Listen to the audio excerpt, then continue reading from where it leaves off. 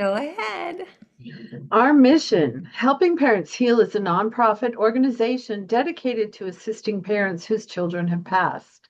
Through support and resources offered, we aspire to help individuals become shining light parents, meaning a shift from a state of emotional heaviness to one of hopefulness and greater peace of mind. HPH goes a step beyond other groups by allowing the open discussion of spiritual experiences and afterlife evidence in a non dogmatic way. HPH affiliate groups welcome everyone, regardless of religious or non religious background, and encourage open dialogue. Attendance at this meeting is voluntary. We hope the participants will learn from and share with each other. Discussions here are confidential and not designed to replace traditional therapy or spiritual counseling. Zoom meetings run by leadership are not confidential. These meetings typically feature guest presenters and are posted on YouTube so that affiliate members worldwide can watch and benefit. Neither type of HPH meeting is designed to replace traditional therapy or spiritual counseling. Helping Parents Heal offers a wide variety of speakers, allowing parents to learn about many possible ways to heal. This includes presenters covering progressive topics such as afterlife evidence and connecting with children who have passed. The views expressed by our guest speakers may or may not reflect the opinions of Helping Parents Heal leaders and members, so we ask that you take from their presentations whatever may benefit you personally. Thank you, Elizabeth. Thank you, Lisa. That was perfect. And I just have to say that I hope we don't break our Zoom because we have so many people in here this evening, which is very exciting. And I know that this is because Farah has a lot of people who follow her who knew to come to the meeting. And I just want to say thank you and welcome to all of you. And I also just want to say that all of you know and love Farah, but I don't know if you know everything that she does for parents. She, in fact, was just recently on a dad's meeting. I don't see a lot of dads in here, and I think that that's partially because she just spoke to the dads last week, which is pretty incredible. And tonight they have Maureen Hancock who's speaking to the dads. So it's kind of a split thing, but at the same time, we're already at 211 people who have entered the meeting, which is very exciting. I want to say that Farah is not only a very talented medium, but she's also an incredible author, and she posts poetry or prose on her Facebook site all the time. If any of you have been following her for a while, you might have read this book that came out a couple years ago, and this book was pretty incredible because the kids made her write it, and she had to write it when she was on vacation. She had taken a wonderful trip down to the Caribbean, and she had to spend that whole trip writing this book.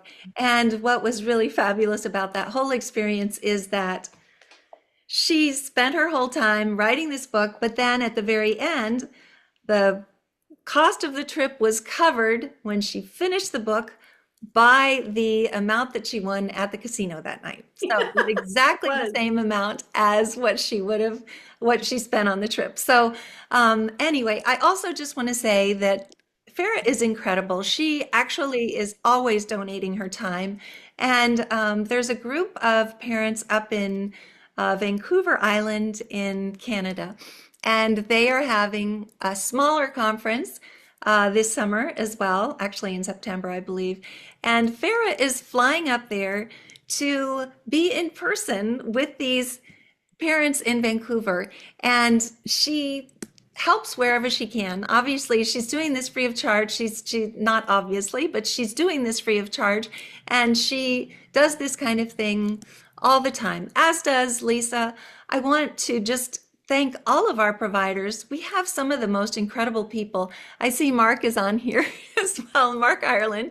I want to give a shout out to him. He's the co-founder of Helping Parents Heal, and he's also the person who helps us with certifying our mediums that are later recommended by parents. So obviously Farah and Lisa both are. And I'm going to quickly read Farah's very short bio so that you know a little bit more about her. She's a world-renowned evidential medium who was born into this world with her ability to connect with heaven and a life purpose to heal this world one person at a time. Farah has written and published 4 books, and her latest book is titled How Do I Live Life When When My Child is in Heaven. And it made number one in multiple categories including the category of death and grief. Farah's approach is built on empathy, understanding, and a deep connection with heaven with a sprinkle of sass. Farah wants you to understand that you have your own very unbreakable bonds with your loved ones in heaven. To learn more about her and to book a session, which unfortunately it wouldn't be right away, but Farah can tell us more. You can visit her website at faragibson.com. I just want to say very quickly that I feel very fortunate that I met Farah at the very beginning of my journey. And having her come to Unity and do the group gallery readings in person was one of the most incredible things that I've ever seen. Farah is a medium that refuses to have parents just make things fit. She makes sure that the kids get those messages through. And I am so proud and grateful to introduce her tonight. And I just feel so grateful for everything that she does and that you do, Farah, for helping parents heal, and for me as well. And without further ado, please join me and Lisa and Mark and everybody else who's on here who knows and loves Farah in welcoming Fara Gibson. Welcome, Farah. Oh my gosh, you guys, thank you so much for having me. And Elizabeth, I will tell you, it was the most unconventional pairing that heaven brought us together when they did. But I will tell you, it's been the most amazing part of my journey to be able to support the parents in this group. And none of that would be possible without Elizabeth's drive. This woman works day and night, so don't let her talk about my schedule. This woman literally gives every moment of her breath to making sure that she's lifting other parents. And I couldn't be more grateful for the platform and the resources. If you guys are new to helping parents heal, because I know that I invited people on from my page too, this might be your first meeting. Visit that website that they have, because there are so many resources. There's probably meetings in your area. And if there's not, there's a whole list of Zoom, opportunities for meetings as well. You guys, there is hope for healing. And I think that one of the best things that we can do is start learning that even though our child passed when they did, I say they graduated to heaven or they passed, I do not use the D word.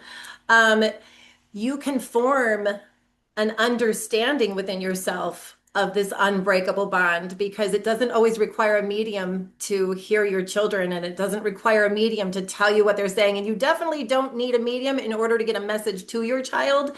But what if we can teach you that you have this unbreakable eternal bond that you had long before you came here, that is still there and always has been, and recognizing and understanding that bond really helps your days to feel less empty, so to speak. It can't fix everything, because I know that we can't fix that physical presence of your child, but knowing that they exist with you every moment that you live is such amazing knowledge to have. And so what I love to do every time I get on here too is work on a little exercise with you guys to connect with your children yourself. And we're going to do that too. But Elizabeth, do you have any questions before we do that, or any? Well, I was going to first say, I see people are writing in the chat box about where they're from. Please do. And also let us know if you're an affiliate leader, a caring listener, or a board member, which obviously Mark is. And I'm just kind of looking, there are a lot of different screens. I also, I think it's absolutely wonderful. We have 258 people in the meeting right now, and these are all people who love you, Farah, which is just, well, we do have 260 now. But I also just want to say that if people have questions for Farah, tonight is not going to be gallery readings. This is going to be questions. So, and it would be almost impossible with this many people for her to be able to decide who the reading is going to. But I feel like I can get to more hearts by really giving you guys information about heaven. The knowledge that I have within me is so amazingly blessed for me to have that and share that. If you guys do follow my page, everything that I write is inspired by heaven. There is not one poem, not one word on my page that is not. In fact, I do all of my own scheduling, because I hold dear in my heart the ethics of holding up grieving people. And so I don't want an assistant responding for me. So every interaction that you guys have with me, whether it's on my page, it's always me. If it's emailing, it's always me. I literally work from 6 at night until 11, or 6 in the morning till 11 at night, getting to all those messages and trying to at least like on things and stuff. And when she talked about scheduling with me, yes, there's typically an 8 month wait. Right now, I know that I'm scheduling it in November. That's always kind of going to be, but I always say, an honest reading is truly worth the wait. And there's a lot of other beautiful mediums that maybe don't have that same wait time that I do. Do your research, check the Helping Parents Heal list of recommended mediums. If you're going to go that route, talk to other parents who have had experiences, right? You'll find good feedback from people in this group. Well, and I just want to say that we do have a lot of resources on the website, and I know that Farah is very good about telling about them. But one of the things that we have on the website is our YouTube channel interviews. And we've had Farah on several times, and every time she always brings through so much information from our children.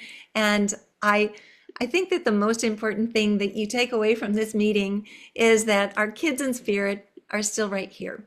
They are still right here with us, and Farah is so good at being able to get their mannerisms and to be able to show us without a shadow of a doubt that they are still here.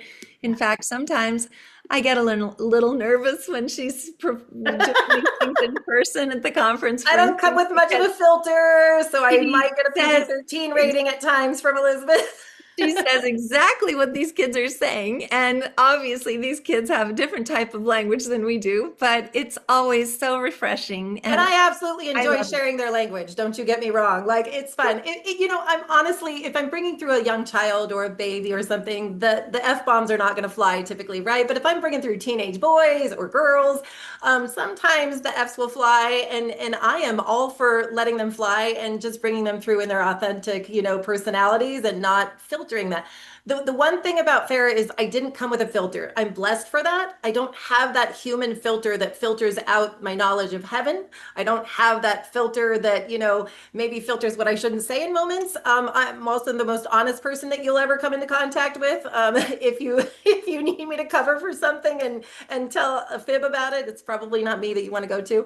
But at the same time, it's such a benefit in my connection with heaven that I don't have that filter. And I've really learned that if I separate my body completely from my abilities and sit in a soul space, and that's what I want to talk to you parents about tonight too, because there is a beautiful soul space that you have within you, and there's a lot of different ways that, in fact, Lisa was just giving some amazing coaching about knowledge about the eye space and the ear space and how taking breaths in and honestly, Lisa, you can tell them that if you'd like to.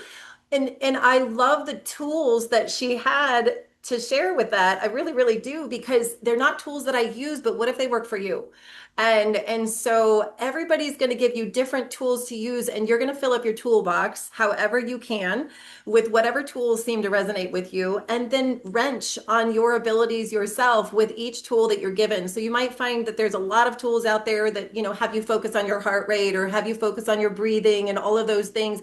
Meditation, right? I can tell you, for me, meditation does not work. I cannot shut my brain up. And I remember the first time that I went to Unity to be with Elizabeth, and she was like, "Do you need a quiet space?" I'm talking in sweet Elizabeth voice. I love her. And she's like, "Do you need a quiet space to like go, like meditate?" And I was like, "No, like let's roll, and she's like, "Oh, I've never had that, with somebody else." And so everybody has different styles and different tools and different ways that they do things.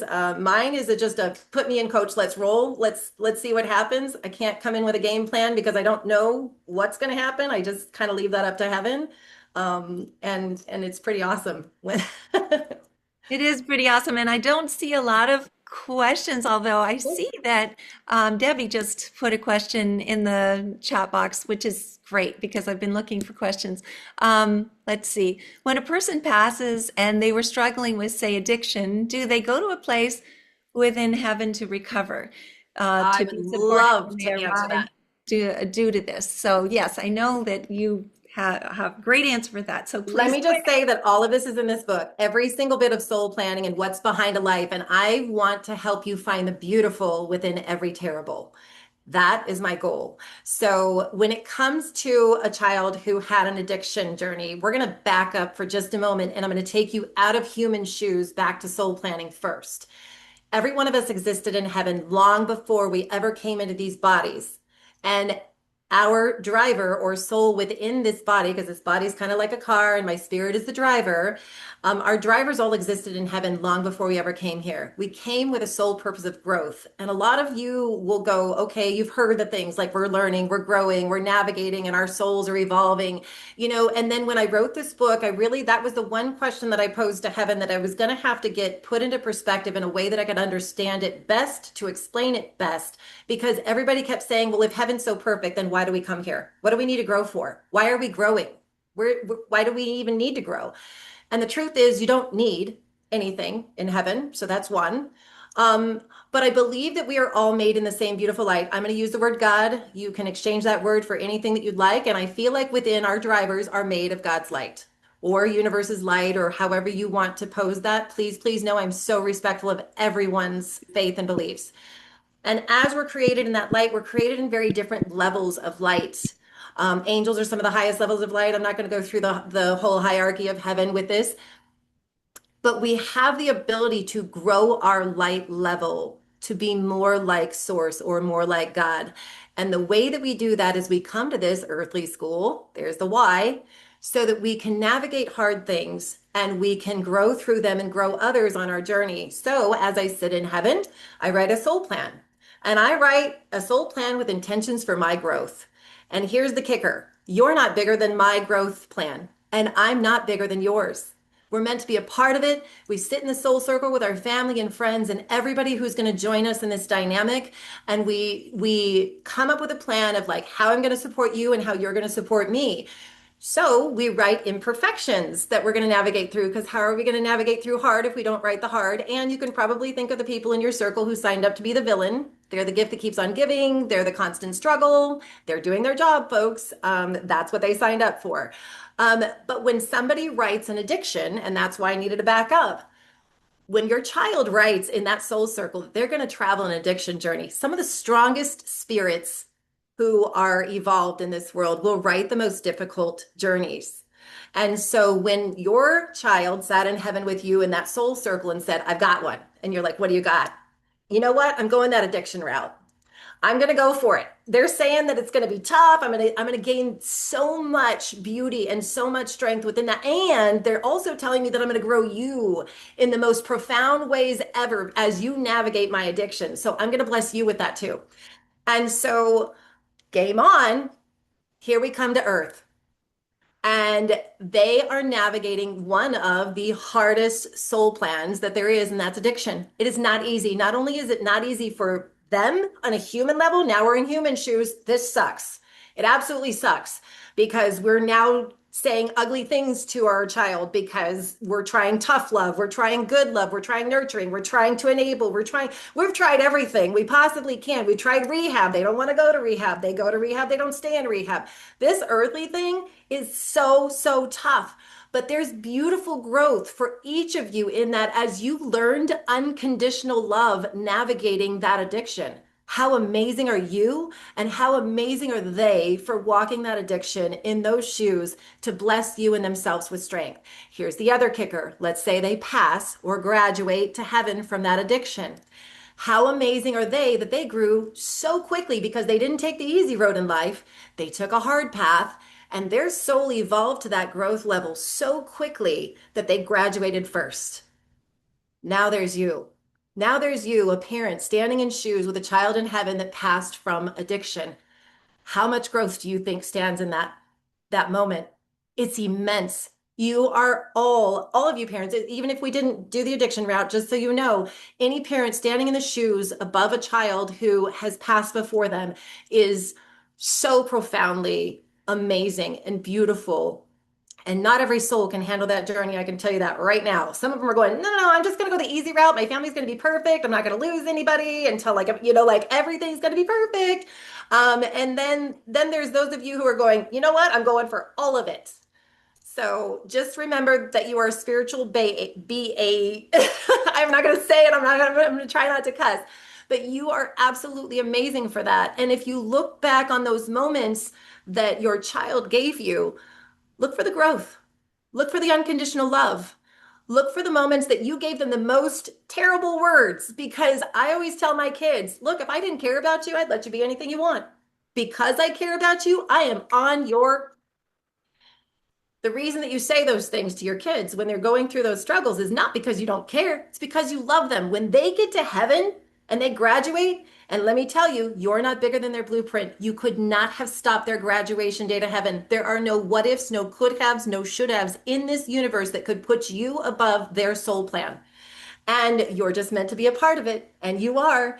And so as they graduate to heaven, they do a life review. There is no holding space for them. They do not need any recovery. They're instantly out of the body. The body is the only thing that held the addiction. Their soul never held it. Our soul is merely growing by watching through the windows of this car and growing and evolving.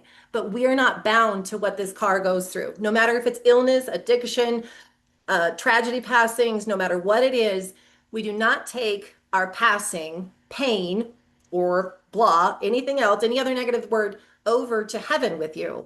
So they're instantly in perfection, and they're telling the story. Now, kid's not a boring story, and he doesn't live a boring life, or she doesn't live a boring life. Imagine this story when they're like, "Oh my gosh, you should have seen it, man. Took on addiction, and I was doing great. Like I got sober at times, man, fell off the ladder just a couple times with that, got back in it. You should have seen me earn some coins. Oh man, my mom and dad never gave up. Man, they were on my butt, man. Some of them, some of them have to say they kicked me out, try to get me to do it on my own. Wasn't gonna do that. And then they get back to heaven and they're like telling this story, how profound and their support system is, and how they got to graduate back to heaven with that story. So for them, it's a sit the heck down, guess how I got back to heaven story, and there's that moment of in the human shoes, right? Of us finding them or somebody else finding them and all those things.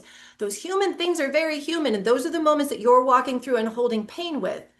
But the truth of it is, your child in heaven is like, oh my gosh, should have seen my mom. She was so strong. She walked in, she found me. Oh my gosh, she did so much to try to save me. You should have seen her. I was like so proud of her. Like she held it together. Or maybe he's like, you should have seen my mom. She lost her crap. She was screaming her head off. It was great. Oh my gosh. Like they write you into those moments out of love. You're forever a part of their story. You're forever a part of their graduation day. It's different in heaven. It's different than these human shoes that we walk in and that we stand in. So if you can take a step back to spirit, in the case of any of your children and their passing, imagine the story they get to tell to others from their perspective with a smile on their face and a shine in their heart. Yeah, That is just the best answer. And I absolutely love listening to you. I always get teary-eyed, and I don't usually get teary-eyed when I'm in these meetings, but I just love it. I love it that we're all listening to this and we're all hearing this, that this message that's so important. Our kids, as Mark Ireland's wife always says, are happy, healthy, and home, and we're still in school, and we have a lot to learn, and this is the hardest school in the you guys, we are not as beautiful as your kids, because I can tell you right now, they all graduated before us. Dang it. So there's that, and even if it's illness, right? If they're walking an illness journey, not only are they growing themselves and their family and their caregivers, or disability, right? Disability and illness, no matter what that is, they're educating doctors on their journey. They're educating nurses. They're keeping medical staff in humble shoes. Not every case is the same. So when somebody is writing to have a disability or an illness in this journey, there's souls that are writing to be doctors. And they're like, hey, we saw that you're going to have a disability or an illness. And we also saw that you're going to graduate. You wrote your graduation day to heaven to be because of that illness. Do you mind keeping us in humble shoes and letting us make a few mistakes? Because we heard that earthly ego thing is going to be really terrible, and we're going to need people like you that are going to graduate from this already to let us be a part of your story. Everything is so beautifully intertwined, you guys, yet so terrible on the human sense. And that's what that book is for, is really to help you find, like, where's the beauty in that? And if you can't see it, let me help you find it. Because when you can start recognizing the beauty in the side of the story of their passing and their journey, then you can start to feel their love a little closer. Their love's always been close, but grief makes us feel icky. Grief makes us feel heavy. It makes us feel like we want to close ourselves off and not do anything and not talk to anybody and, handle it ourselves because we don't know what we need. Don't be afraid to let people back in your space. Don't be afraid to talk about your story. And don't forget to find the beautiful in your child's story to give your focus to at times when you really feel like you're in that hard space of focusing on the day and the way that they passed. You're going to hold that moment always, and that's okay. But if you can scoop up some of your favorite stories or some of your most frustrating stories, because we're parents, so there's that, and hold that in your heart space instead at times, just little by little notching away at just that focus of how they passed, because that is not the legacy of how they lived. And that's what I like to, yeah. Exactly. Okay, now I have so many questions, and Okay. I have a question that I haven't had ever in the chat box before. And it's a beautiful question, and I know that you can answer it beautifully. Lena is asking, how do we know that our kids that have their own kids are okay across the veil, not being with their kids physically? Because your kids knew their kids in that soul circle in heaven long before we ever came into these cars. So that soul circle that you guys are spending your lifetime with is literally but a blink of an eye in heaven's timing. So let me put that there, right? Because we think, well, it's been so long, that's that very human focus. But the truth it is, those children sat in that same soul circle. And when your child, who was going to have children in their lifetime before they graduated, wrote their soul plan, their children were sitting in that same soul circle, writing difficulties. And how difficult is it to write to be a child of somebody who's going to lose their parent at a young age in the human sense? Wow. Look at that navigation. Look at that. It's not an easy path to write, but life's not meant to be easy. Life's not meant to be perfect. If life was meant to be perfect, we would have stayed in heaven.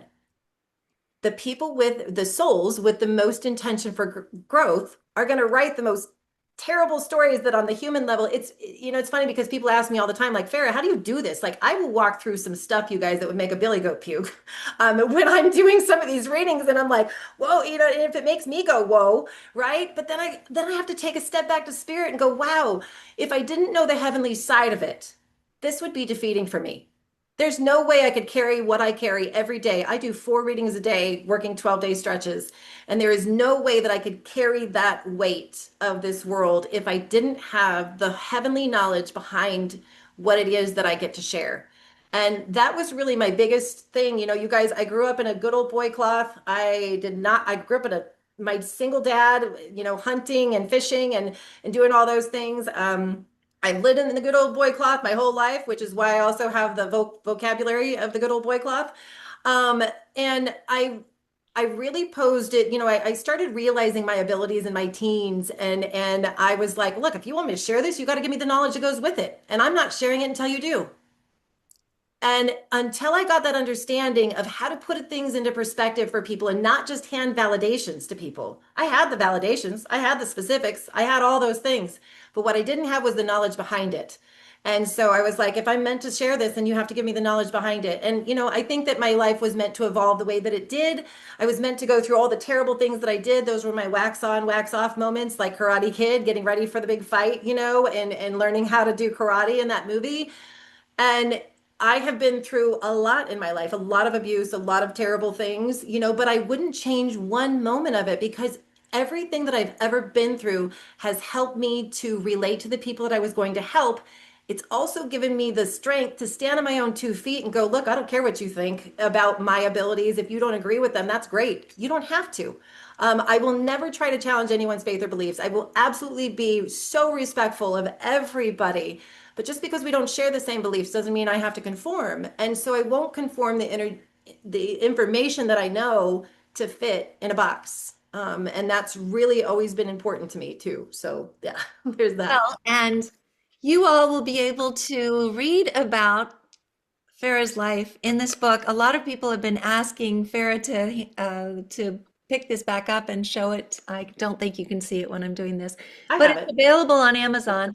And so, if you'd like to know a little bit more about the things that Farah has gone through to get where she is today, you can read about it there. But more importantly, every single thing that she's gone through, every single chapter ends with, and I thank that person for doing that, because I am the person that I I am today yeah. because of the fact that that happened to me. When you It's can just look at the incredible. person who abused you and say, you know what, thank you for that. because you taught me strength. You taught me my self-worth. You taught me how I never want to be in life. When you can go through your life and find the beauty within every terrible, you will find your smile and you will find yourself less heavy.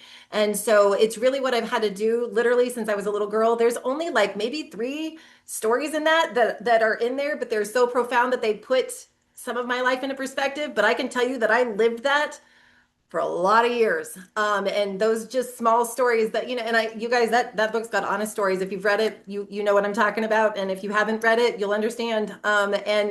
And I had to help you guys to understand how to find the beautiful in the terrible things. So I wrote about a terrible thing that I went through, and then I help you to find the beauty in it within that too, because you have moments with your child, perhaps, right? Especially if we walk through like an addiction journey where we have those head-butting moments and those things, or plus we're parents, there's that.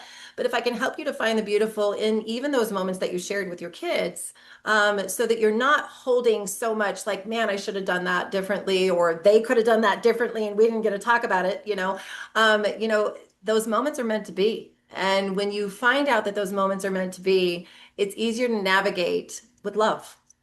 So there's that. Yeah. Beautiful. Okay, so we have two questions side by side that are very similar, and Okay. I just want to ask both of them, but just understand that they're similar. So Colleen is asking, thank you for doing this. Can a child who is in a coma hear people talking to them? And Debbie is saying, is my son with my mom as she is declining with her dementia? So could you talk I for us? love this one so much. And I'm going to tell a story that I haven't shared completely here. Um, so not only can they hear you when they're in a coma, their souls are always, always aware. I don't care what the human ear is doing. Even if somebody is deaf, I can tell you that your soul can always hear. So let me just put that out there as well. I have done readings for people that were still living and on life support with such specifics that or I've also done a reading for a beautiful woman and she told me that I can share this story, so I'm going to actually tell the story of how the recording of my song Fara Gibson, I'm Here With You, if you haven't heard that, is a song that I wrote for the Helping Parents Heal conference. Jeff Holohan and I sang it at the last conference. And after the conference was over, I decided to stay that Sunday night of the end of the conference and decompress that night, cocktail in hand, ran down the hallway, got my bikini on, jumped in the pool, like with a cocktail in hand. And I'm like, whoo, we're done, hanging out with some of the parents. And all of a sudden, a couple ladies walk in the pool with their clothes on. Odd. Now, I was getting a little swarmed by some of the other parents. We were having a great time, don't get me wrong, but lots of questions and, of course, like talking about the conference. And these ladies walk in with their clothes on. And I'm like, then one of the ladies waves me over and she says, "Can I talk to you?" And I said, "Yeah, you've got my attention." They have their clothes on in the pool. I'm not going to name names or anything, but one of the ladies said that she owns one of the best recording studios in the state of Arizona. And it's actually like, I think she said #2 in the world. And she said, "I'm willing to trade you work." And I said, "Done." She goes, I would love to record that song for you that you sang at the banquet. And I was like, "Done." She goes, "Well, there's a catch." I'm like, "What's the catch?" And she said, "Well, my son's still alive." Well, now I'm like, "Really? Okay. Like, I'm in. What do you need?" And she goes, "Well, he's nonverbal and he, is disabled. And I just want to know he exists." And he was in his 20s at the time of this request. And I said, "I'm in." She goes, "You can do that?" And I said, "I have an all access pass to heaven. I'll see you there." I said, "You know what? We'll schedule you before we schedule the recording studio time." So I went to her home, and her son is absolutely beautiful in face, beautiful. I want to say he was 27 at the time. I got to go into the room with him, nonverbal, biggest smile on his face. And he is bedridden, not on a vent, but bedridden. And she's like, "Okay." And I said, "You know what?" She was going to start to tell me about him. And I said, "No, no, no, no, no. Don't tell me anything. I want him to tell me about himself for you." And so he started to tell me, about how when he was born that this was not noticeable, and then there's a blood, thing that was kind of fighting against each other, and blah blah blah. There was specifics that I was saying, and she looked at me and she goes, "Farah, we just got that diagnosis like 2 months ago, and he's in his 20s." And I said, okay. So, and then when I walked into her home, there was a Christmas tree that was in the front room, to the left as you walked in. And I said, well, he's telling me that you've been redecorating that Christmas tree like over and over, and and it's been up. And she goes, shut up. She goes, I broke that thing last year and I've been redecorating it for every freaking holiday and I haven't taken it down all year. She goes, he knows that? And I'm like, well, yeah, he knows that. And then there were some other things that he said, but the one argument that I got to provide for this mom, because she had never had an argument with her nonverbal son, it was so fun, because he showed me that she got some new decor out in the house. She goes, no, I didn't. Nobody ever comes over to our house. There's nothing new. And I'm like, yes, you did. And he's showing me it's blue. And she goes, absolutely not. I mean, she's got a bit of a New York style, and she was probably as sassy as me. So both of us, and I was like, yeah, you did, and she's like, absolutely not. There's no new decor and there's nothing blue. And I said, can we go out that way? Because he's telling me that it's towards the kitchen. She goes, sure. After, so we start walking that way and we get towards her kitchen table. And I said, is that new? And it was a blue pot from a potted plant. And she goes, oh, I'm not going to say it. She goes, my girlfriend just brought that over, that potted plant. Like, I need something else to keep alive right now. She goes, and I said, can we go back in there to talk to your son? Because he just won that argument. So soul communication is infinite. I don't care if they're on life support. I don't care if they're disabled. I can tell you that they can speak, and it's beautiful. They can speak and they can tell you how present they have always been in your family. And there's never a time that their souls feel sick, no matter what their body is going through. So there is the very human side to that. I also did a reading, or a connection for a woman whose son was in a vehicle accident.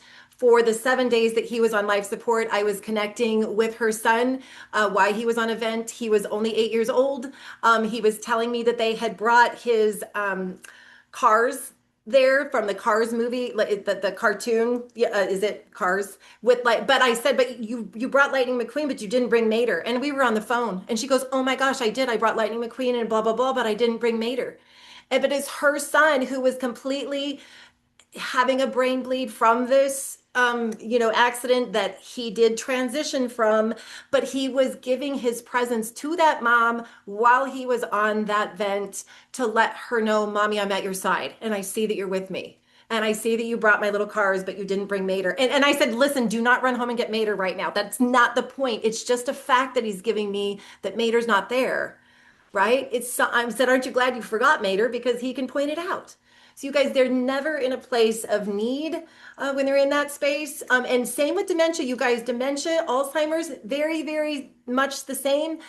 Even though our human brain is not working, our soul is always working. And I think one of my girlfriends said it best. My girlfriend's dad had Alzheimer's, where he gets really nasty and mean. I think that like dementia, they sometimes stay sweet, and Alzheimer's, they kind of get a little bit more gruff than they usually are in life. And her dad would always just really tear at her, and yell at her every time she came. And I was standing there. One of her girlfriends said, Carol, why do you go see him? Like he doesn't even remember you, because she was really feeling sorry for my friend who had just got yelled at and was crying from her dad's visit again. And Carol looked at her friend and said, because I remember him. And it was that simple. Don't forget who they were before they had. Now, if they were crappy and mean before him, by all means, learn to hold your middle fingers high every now and then when they snap at you, but you still got to feed them and take care of them. So, but don't ever worry about treating somebody like with caution and as if they're sick, because their souls are always aware and ready to be a part of whatever it is that you guys can share with them as a family. So the short answer to that question, the second one, is that yes, those people who have dementia are with our kids in heaven. So Mhm. I know my mother has dementia, and she is really suffering, but Oh, and okay, so I didn't hear that part of the question. So they can jump in and out of body too. That's the thing, you guys. So here's the thing. when they're in a vegetative state of any kind, whether it's, like, and I do mean like coma, that type of thing, or dementia or Alzheimer's, especially when we're in that comatose state, we don't have to stay in our bodies, you guys. You guys leave your bodies every night, all of you. I don't care how many of you are on here. Your spirit is not bound to this car. Your spirit has the ability to jump out of this car, go spend time in heaven. People with dementia or Alzheimer's or people on life support with comas will jump in and out, spend time in heaven, spend time at your side, all those things, and then still just jump back. The only difference between passing and not passing is not jumping back in the car. You guys do it every night. That falling feeling that you get, sometimes it scares the crap out of you and jolts you awake. That's you catching your spirit, like re-entering, like, oh guys, I gotta go. My body's not, it's about to wake up and I'm not back in it. It's that flying back down, that impact back into self scares the crap out of you, right? Almost caught yourself out. If you've actually woken up and you can't move, can't scream, that's a little scary. It's not demons holding you down. Your driver just didn't get back in the car in time. So tell your spirit guides to help your transition to be a little bit easier, over time. Work on that reentry, because it can be scary when we're like, okay, I can't. Something's holding me down. I can't move. No, your driver needs to get back in his car and stop running amok while you're napping.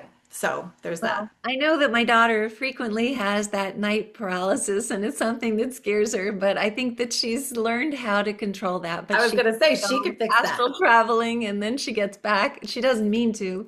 Just happens when she's not sleeping someplace that she normally sleeps, where she puts a golden bubble of protection around herself. It's so Yes. funny because our kids don't want to do all of this stuff usually. All of the No, that's things aren't weird. Except for interested. this. Yeah. But all the parents want to do it. They all want to be able to do this astral Yeah, traveling. put And yourself in a bubble of light wherever you go. Put your kids in a bubble of light. Put your house in a bubble of light. Put your boss, put your ex in a bubble of light. If everybody's in a bubble of light, they're not in your space. And then, just rock your bubble. And then, set boundaries. If you guys have abilities like that to get in and out of your body and have knowledge of it, set boundaries for your space. Because I can tell you right now, you're working with heaven, and heaven is very respectful of your demands of your space, so to speak. So if you're having struggles with anything like that, you need to just set boundaries and believe in them. Period. I can tell you right now, you have complete control of your abilities and getting back in and out of your body. But it's a matter of understanding that and having faith that you really actually have that, not hope, but faith. Hope might get you, in and out transition a little bit easier sometimes. Have faith, not just hope. So believe in yourself. You oh, are absolutely an amazing, amazing soul within, and you're beautiful and you're bright and you're in control. So, are such great answers. Okay, so I think it's really cute because we have Jory saying, I'm going to kick my own butt for writing this soul plan as soon as I get back to heaven. So, same. but then Kathy is asking an interesting question, and I'd love for you to be able to maybe talk a little bit about this. What have kids said they are doing in heaven? What kind of jobs or freedom do they have? I asked my son for and receive a lot of signs. Do you know if that is exhausting for them? So, nothing's exhausting in heaven. There's no such thing as exhaustion. That's just our earthly things, right? But because there's so many different parents with different dynamics of life that your children lived, so we take our life experience when we get back to heaven, and we can use that life experience to inspire other souls who are walking this earth. So let's say you have a child who walked a disability journey and understands what it is to be disabled, understands what it is to walk through that journey or not walk in life.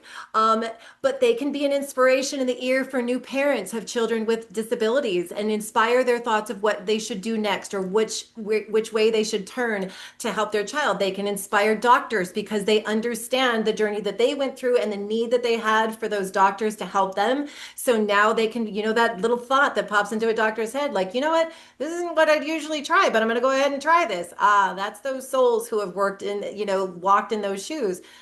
Addiction path, your kids who walked an addiction path and who understand addiction and how hard it is to fight that next fix can be that voice in somebody's ear that's not meant to graduate from their addiction and go, man, today's the day you get clean. Listen to your mom today, man. Get yourself into rehab, hold to it this time.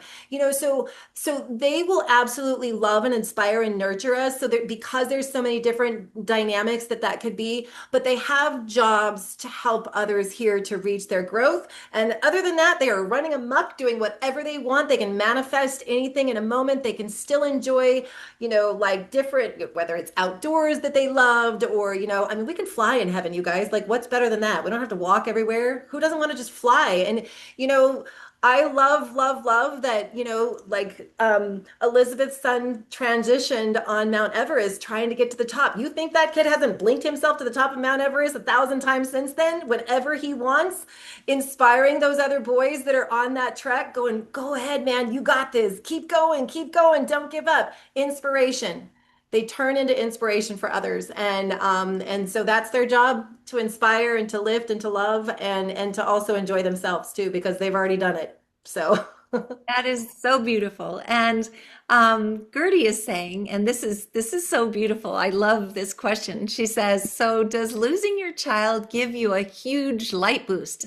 I feel like we deserve a humongous a light bomb, like a huge level leap, because loving them is such a deep, eternal love, like I have never known. So does that give us a I guess, an advantage in terms of other parents in being able to know about all of this incredible knowledge that you're telling us right now to have I a would, child on the other side?" yeah. So as far as the light boost, yes. Oh my gosh, you guys imagine the growth that you have achieved through this.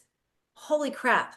I mean, I can't think of many life paths that will meet the level of losing a child. Now, let me just say this. Comparing your grief as a parent to somebody else that lost somebody that they love is not going to do you favors. It's not.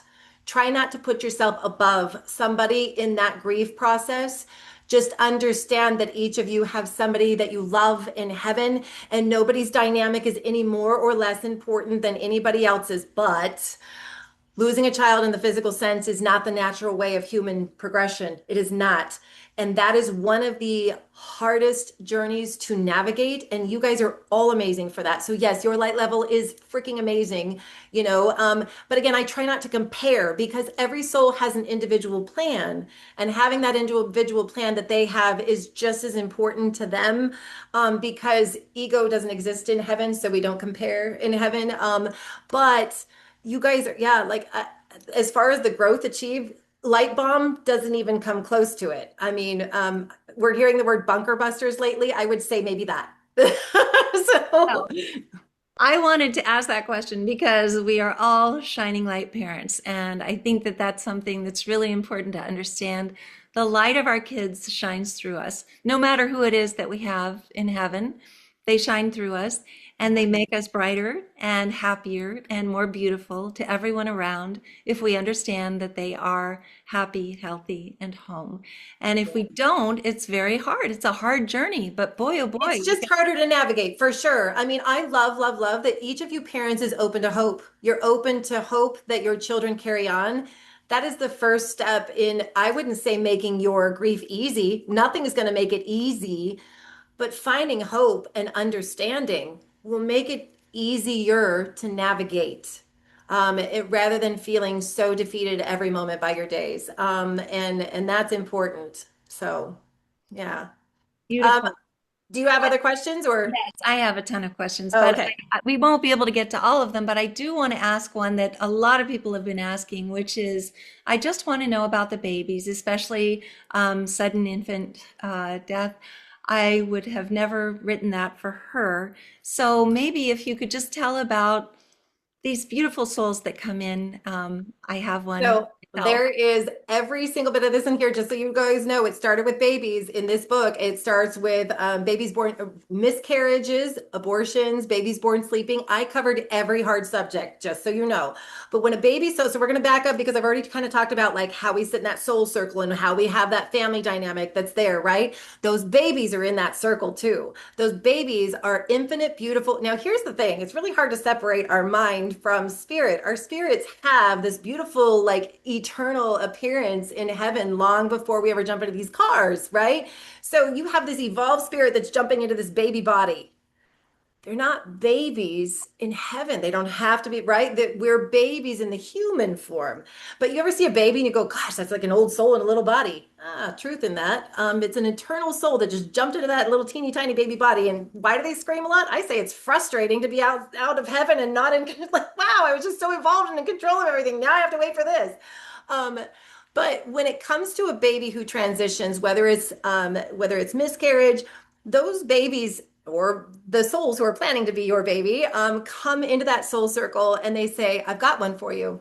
And you're like, what do you got? And they're like, well, I'm going to come and I'm going to do that life thing and I want to give you the presence of my love. And let's say it's a miscarriage.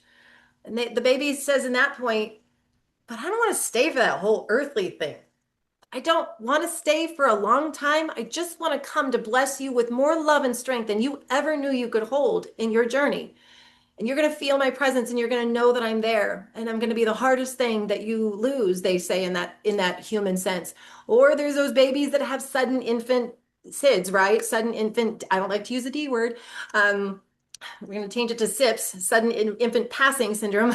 Um, and know that those babies have that same, blessing for you. They say, you know what, I'm going to come and I'm going to bless you with more love and strength. I'm going to be the most beautiful baby. I'm not going to have anything wrong with me. I'm going to be so healthy. And even the doctors aren't going to be able to figure this one out. Gosh, are they educating doctors on their journey? Weird. Medical examiners, weird. They're educating so many beautiful people. There is no could haves, no should haves, no what ifs. If your baby passed from SIDS, there is not a I can tell you that there's a very human thing that we do, right, to make sure that we do our part. Like, they were even positioned right, right? People say, well, don't lay them on their stomach or don't lay them on their back or put them on their sides and all those things. And then we go, I did everything right and my baby still passed.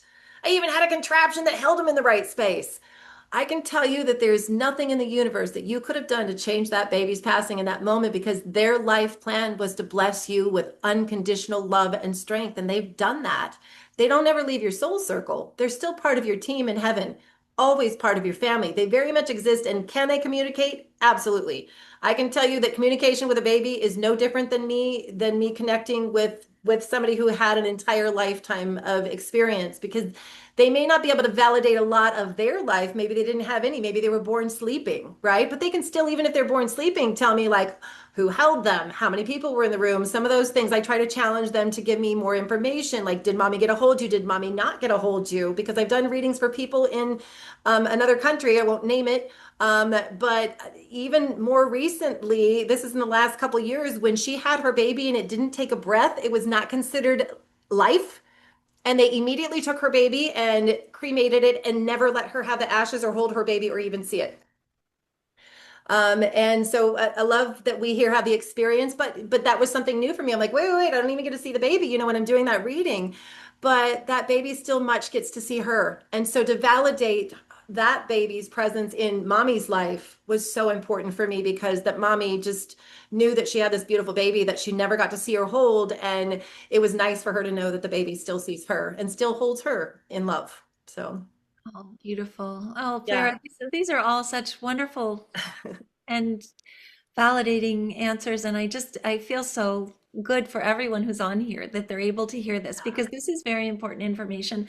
There's a question on here that's a little harder, maybe, which is how does our soul plan or how does all of this work when someone passes at the hands of another? So I guess that you did talk a little bit about this at the very beginning about Yep. our soul plan and who's put into our lives, but maybe you could just say a little bit about that for this parent. I'm just going to tell you the quick story about the soldier, or the because it's going to put this into perspective, you guys, because we don't have a lot of time for me to explain this, but I will tell you that they're all intertwined. Somebody has to write to be the terrible in order for us to graduate in a way that we are going to pass in tragedy. And I went to a group reading one time. There was a gentleman in a chair who did not want to be there, and his arms were folded, and he was sitting back, and he's like, "I'm not part of this," and I'm like, "Okay," and I was really proud of him for sitting in there when he did. And I did 3 hours of a reading. And at the end of it, I said, "Can I come to you?" And he said, "Give it your best shot." I mean, this guy didn't want anything to do with mediumship. He had loosened his stance over 3 hours, but I was like, okay. I said, "I have two Vietnamese soldiers coming through. One of them says that you slit his throat from left to right. And the other one says that you stabbed him twice in the chest. And all you had was a pocket knife. And you weren't supposed to have to take lives in that war." This guy's face dropped. His mouth dropped. He's pouring tears down his face. His wife looks over at him. She's never heard this story. And I said, "Were you loading bombs onto planes in that war?" And he sits back in his chair and he goes, "How the F did you know that?" And I said, "Well, they're showing me that you did the same job that my personal husband did in the Air Force, and my husband loaded bombs, munitions onto planes." And he goes, "Yeah, and he was crying. And there was things that these soldiers told me about his family and everybody, and they were validating his kids after he got back from the war." And then he moved to a place of why? Why would they come through for me? He said, "You brought through moms and, dads and kids. Why would they?" And I said, "Because they love you." And he goes, "What do you mean they love me? I killed them."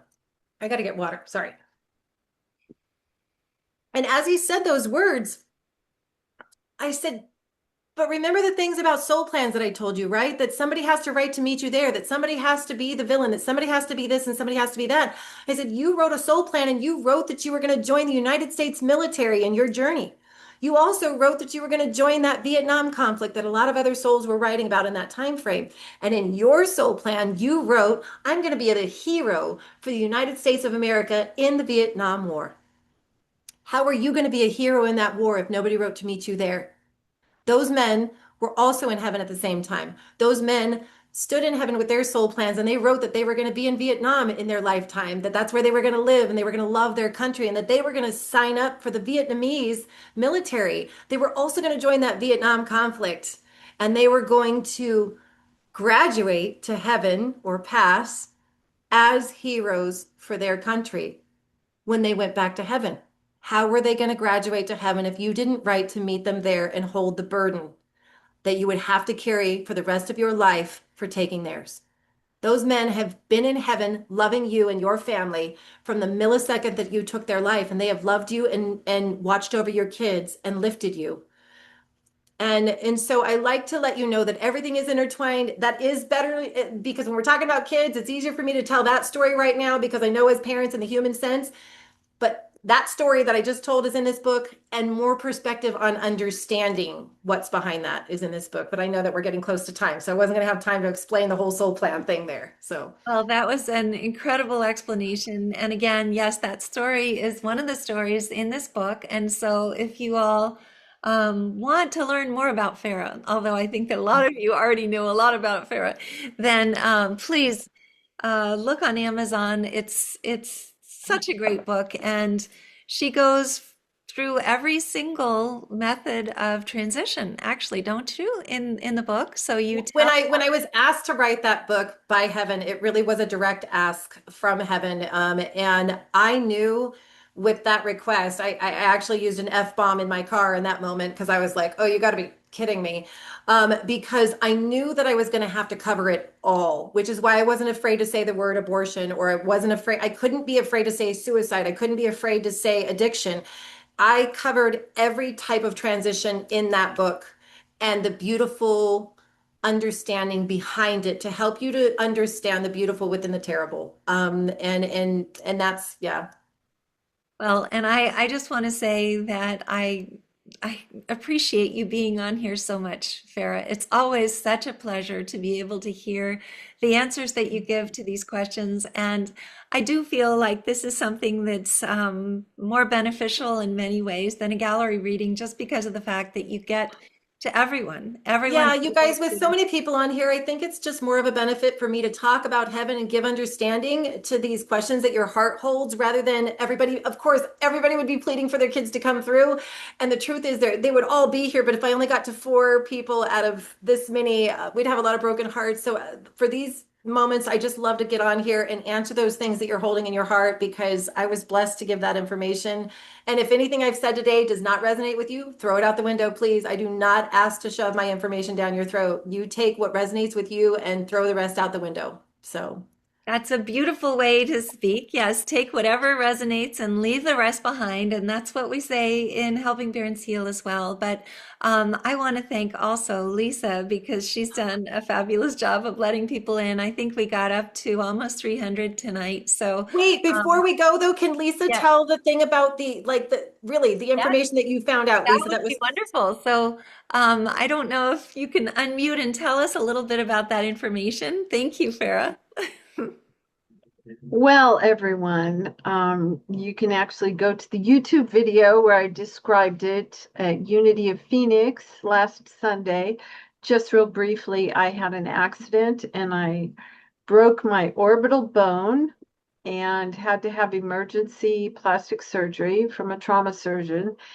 But what shocked me was when they showed me my CT scan where my bone was broken, was I realized that in our nasal passages, we each have a complete Fibonacci spiral that our breath goes through as we breathe in, and it moves right up to a little bone here, which is right where our third eye is.